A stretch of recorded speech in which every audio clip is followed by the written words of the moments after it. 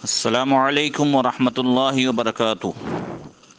نحمدہ ونصلی ونسلم علی رسولہ الکریم وعلی آلہ واصحابہ اجمعین، اما بعد فاعوذ باللہ من الشیطان الرجیم، بسم اللہ الرحمن الرحیم۔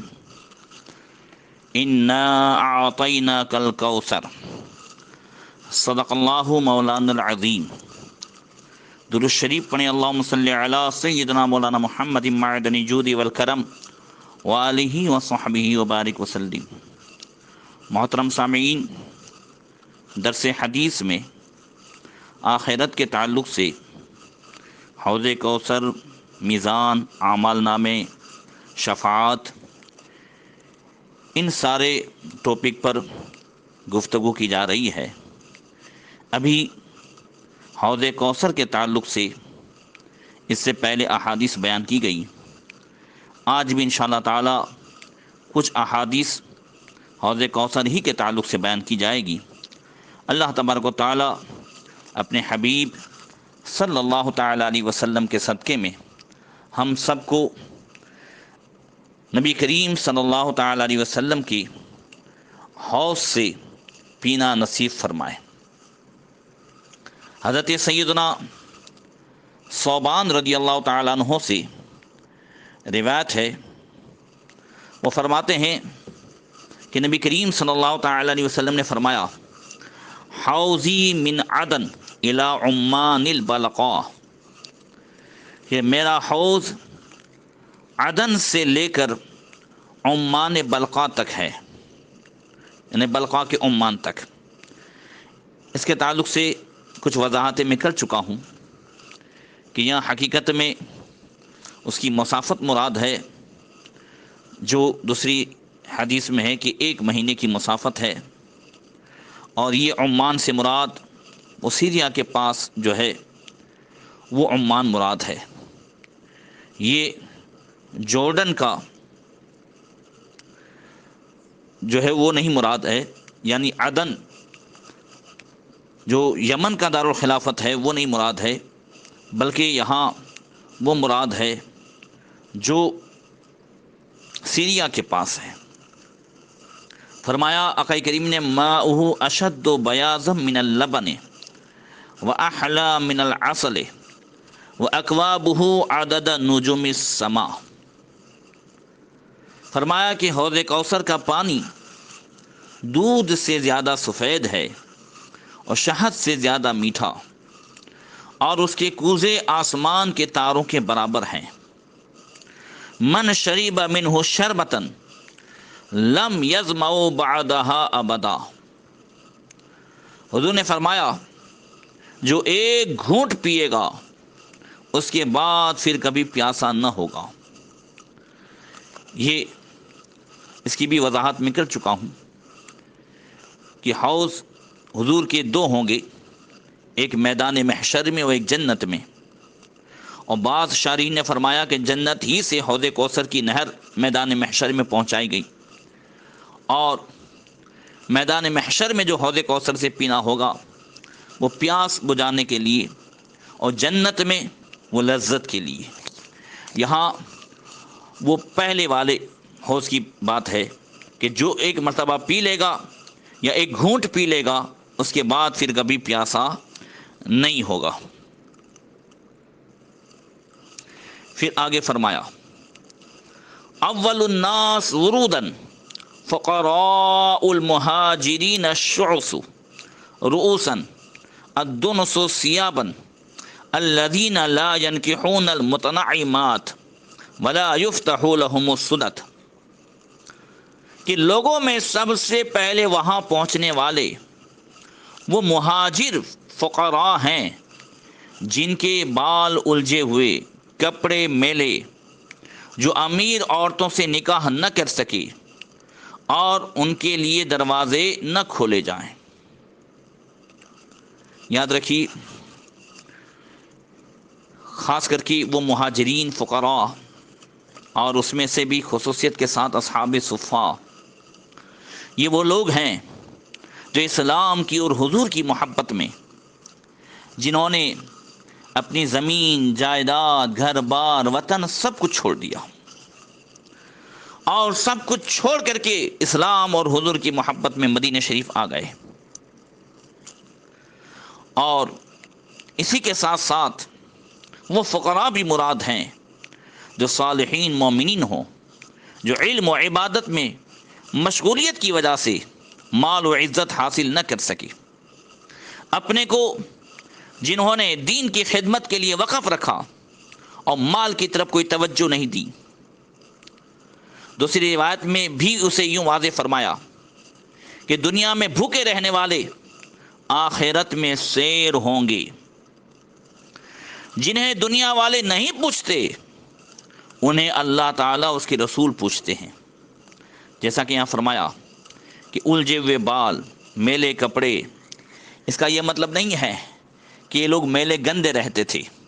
مطلب یہ ہے کہ دوسروں کی طرح اپنے آپ کو اور دنیا کو سنوارنے کے لیے وہ ٹائم نہیں کرتے تھے، بلکہ زیادہ تر آخرت کی طرف مائل رہتے تھے.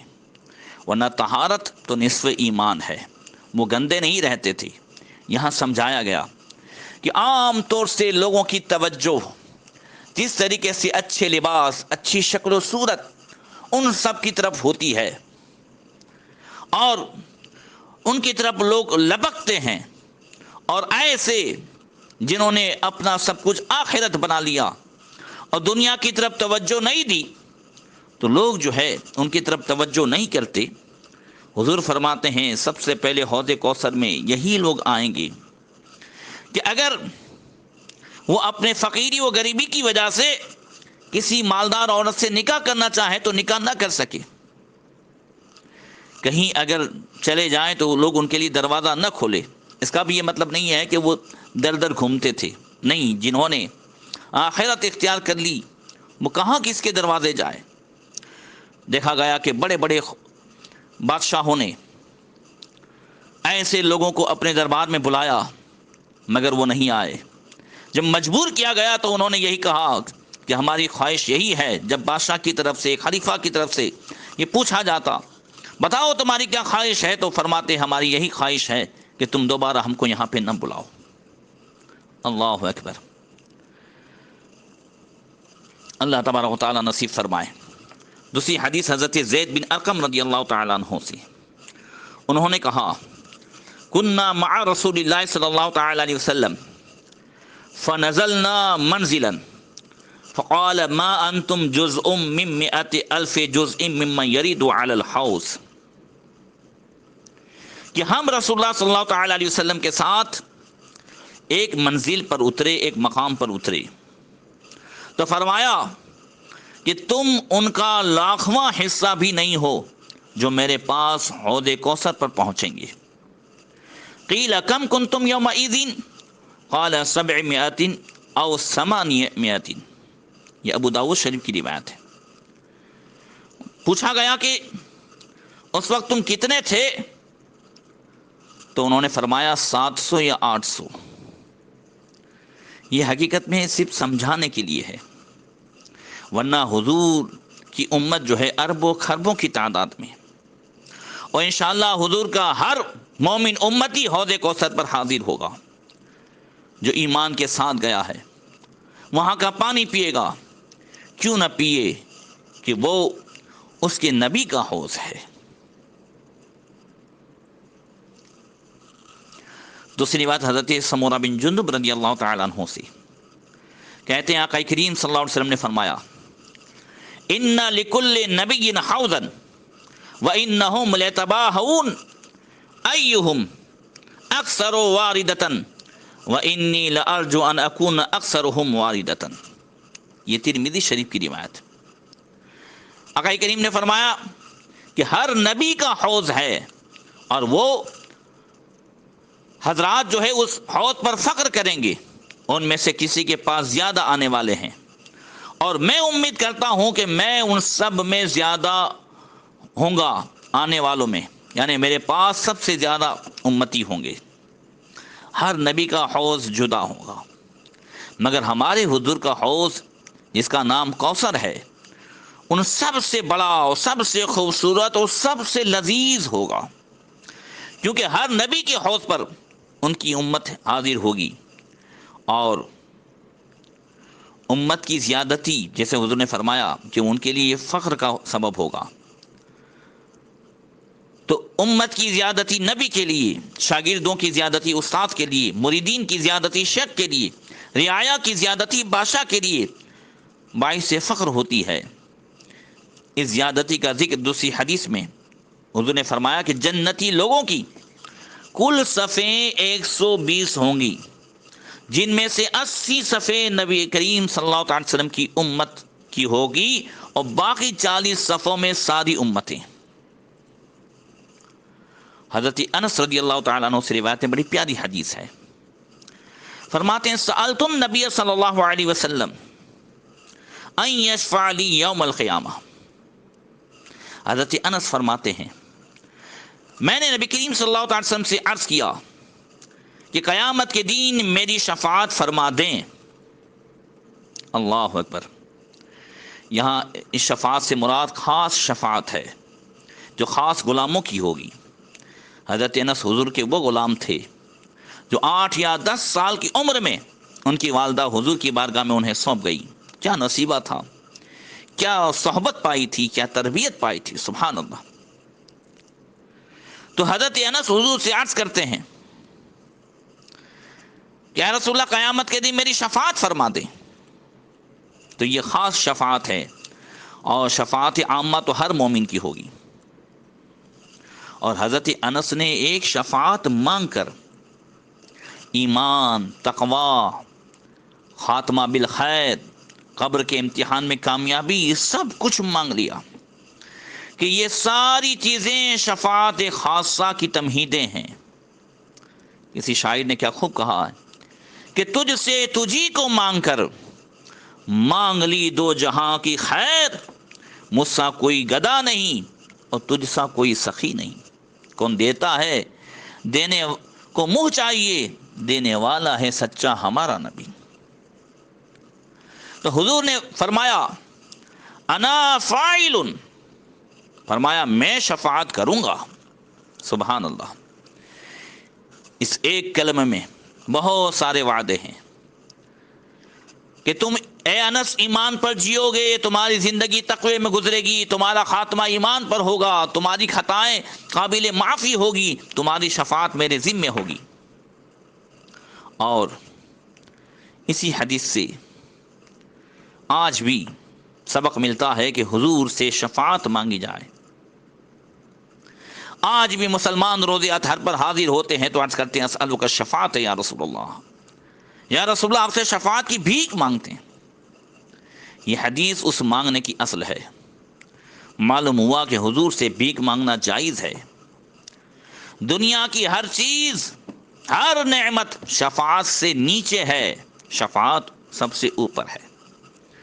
اور جب شفاعت حضور سے مانگی جائے تو پھر اور چیزیں بھی حضور سے مانگی جائے، اس لیے کہ حضور صلی اللہ علیہ وسلم کسی سائل کو کبھی محروم نہیں فرماتے۔ وَأَمَّا السَّائِلَ فَلَا تَنْهَرْ، اعلیٰ حضرت فرماتے مانگ، من مانگتی منہ مانگی مرادے لے گا، نہ یہاں نہ ہے نہ یہاں لا ہے، نہ منگتا سے یہ کہنا کیا ہے۔ اب حضرت انس عرض کرتے ہیں قلت یا رسول اللہ فأین اطلبک، قال اطلبنی اول ما تطلبنی علی الصراط۔ حضرت انس کہتے ہیں یا رسول اللہ میں حضور کو کہاں تلاش کروں روز محشر میں؟ فرمایا تم مجھے پہلے تو تلاش کرنا پل صراط پر۔ اللہ اکبر۔ خیال رہے کہ قیامت میں ایک وقت تو وہ ہوگا کہ جب سارا جہاں حضور صلی اللہ علیہ وسلم کو ڈھونڈے گا، جس کی حدیث آئے گی انشاءاللہ۔ پھر وہ وقت آئے گا کہ حضور صلی اللہ علیہ وسلم اپنے گنہگار کو ڈھونڈیں گے۔ استاد زمن فرماتے ہیں عزیز بچے کو ماں جس طرح تلاش کرے خدا گواہ ہے یہی حال آپ کا ہوگا۔ حضرت انس کا سوال بھی غالباً پہلے وقت کے متعلق ہے۔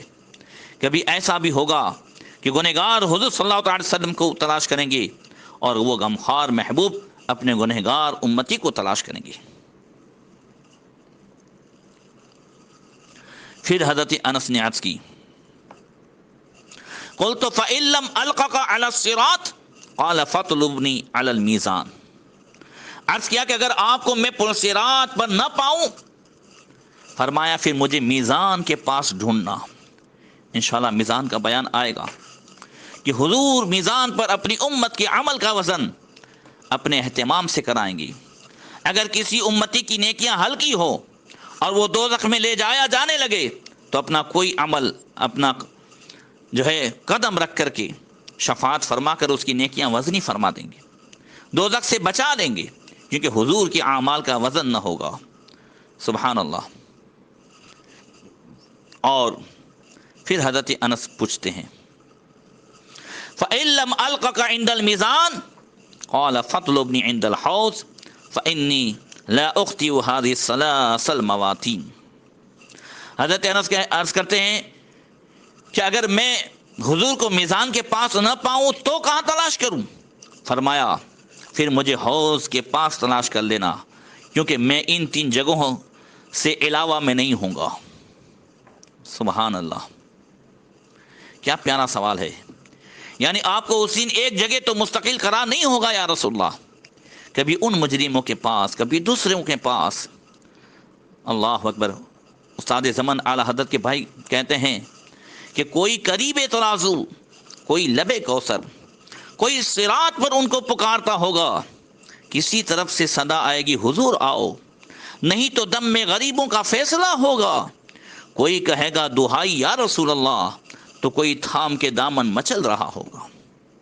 غرض کے ایک جان اور فکر جہان. اللہم صلی علی سیدنا محمد وآلہ وصحبہ وسلم. جزا اللہ عنا سیدنا مولانا محمد صلی اللہ علیہ وسلم و اہلہ. اللہ اکبر. تو عرض کرتے ہیں حضرت انس کہ اگر آپ میزان پر نہ ملے تو پھر کہاں تلاش کروں؟ تو فرمایا حوض کوثر پر. یہاں بھی وہی نہر مراد ہے جو حشر میں ہوگی، میدان حشر میں.